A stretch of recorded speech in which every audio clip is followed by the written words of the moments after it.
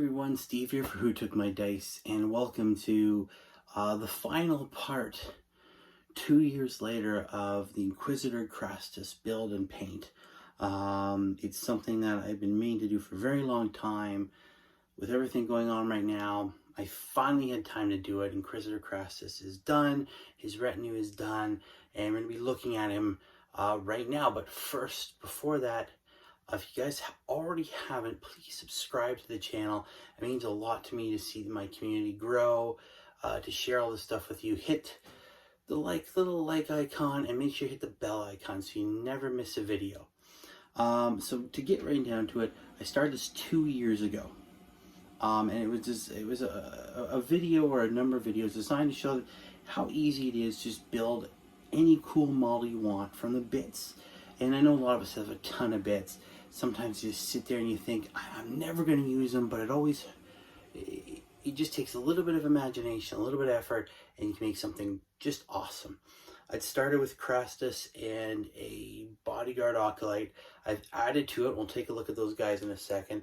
The new Inquisition rules I did a series on helped a lot and sort of motivated me to finish so I could have an Inquisitor, something I could throw with my Space Marines. Maybe even be the beginnings of a small Inquisitor army, building up a small sort of mini army for him. Who knows? But we're going to go down to it in a second, and afterwards I'm going to talk about some of the fluff that I came up with, and some of the inspiration behind the models. Here we go, and then we'll be back. And here we have Crastus there. On the right is retinue. So the two guys in the middle are just old school stormtroopers, the old metal Kazarkin Cadian stormtroopers. Came out forever ago. So those guys are pretty cool. I kind of just went for some earthy tones with them. I wanted them to be a bit darker, a bit like, oh, hello. Wanted to make them look like he's an Inquisitor who's on the run. He's fallen from his lofty heights. He's become a rogue Inquisitor he is, and so these guys are what's left of his once mighty personal army. Some hangers-on, they provide some close-range fire support. They were a lot of fun to paint. Of course, we have this gentleman. I think you guys will recognize him from some of the older videos. It's a Beastman model with some orc arms there. Counts as an Acolyte with a bolt pistol and a chainsword. And just some green stuff to kind of cover his face, to show that he's in hiding, and that Crastus knows he probably shouldn't be hanging out with this guy. But, hey, that's the life, huh? And, of course, as we come to the man himself, Inquisitor Crastus. Now, he's made up of it's actually, for the most part, all old-school Empire bits from back in the day. So the arms and the sword there, that's the one piece. That's from the militia, as are the legs. The chest, I believe, is from Knights. Yes, as is the... Oh, hello.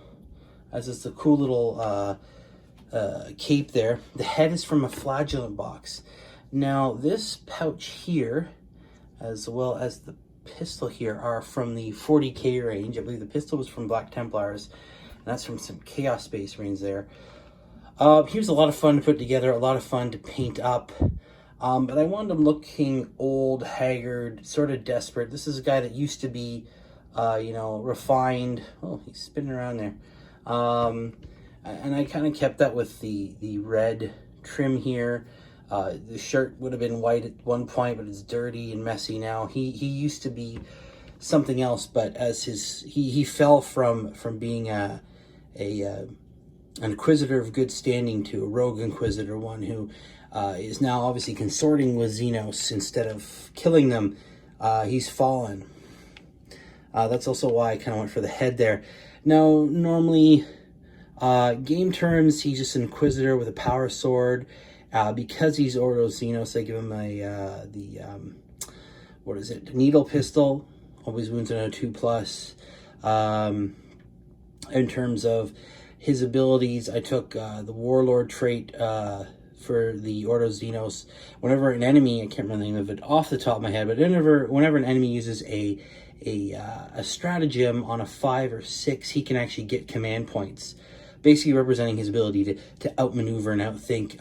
He also has the telesthesia abilities. The one I used for him was the Ordos Xenos one, which is, it basically allows him to make it very difficult to shoot or attack his units.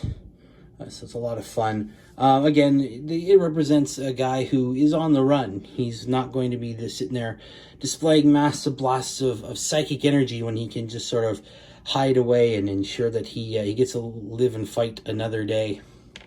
But that is his retinue. It actually, game terms, each one of these guys would be an acolyte on their own. When you do it that way, they actually end up all becoming characters. And of course, Crastus here would be the HQ. So it does fulfill a Vanguard detachment. So an extra command point. Or if I just use it on, that is a full-fledged army right there. I'd get 4 command points for that. Not that you can do much with 4 command points, but it's a fun little add-on, and I'm glad I finally had the time to get it done. I want to know what you guys think. I hope you've enjoyed this. Let me know what you think about the models. Maybe hopefully inspires you to create your own Inquisitors. So I'm going to go back so you can see my lovely face. So there you have it, guys. That is Inquisitor Crastus and his small retinue.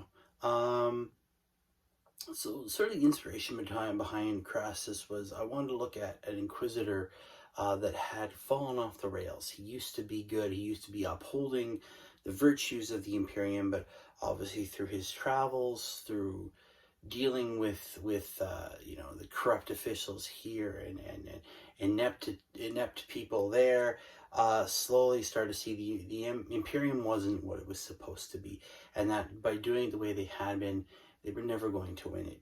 He actually had to dive into the deep end of the pool and dive right into the world of the Xenos to try and figure out how to defeat them once and for all.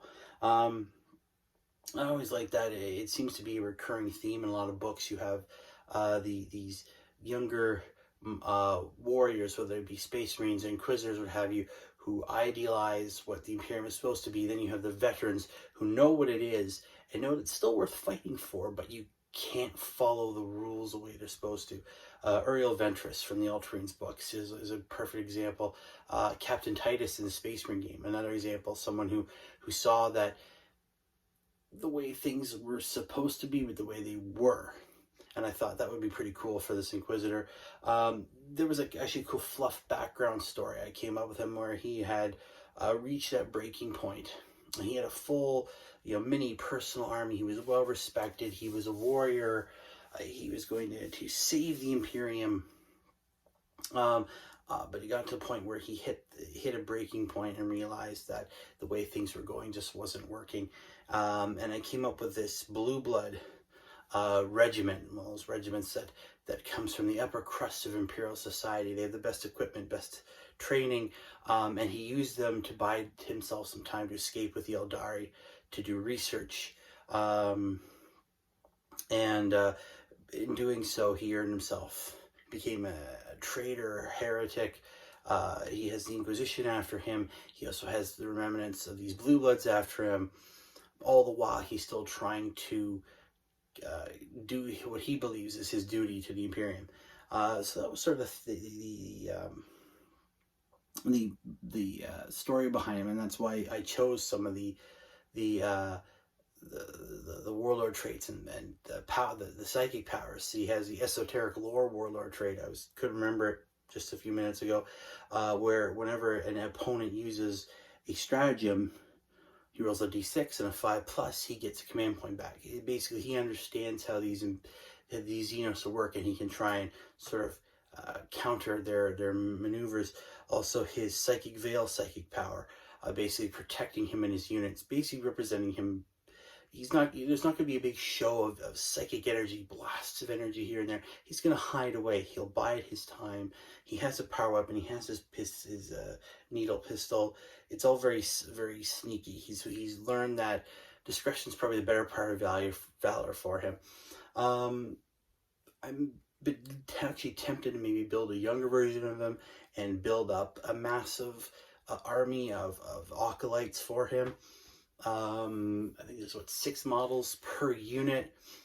If I want to make a Vanguard force, I could use him, fill up the 5 slots, 30 troopers for him, acolytes, if you will, as actual squads instead of characters.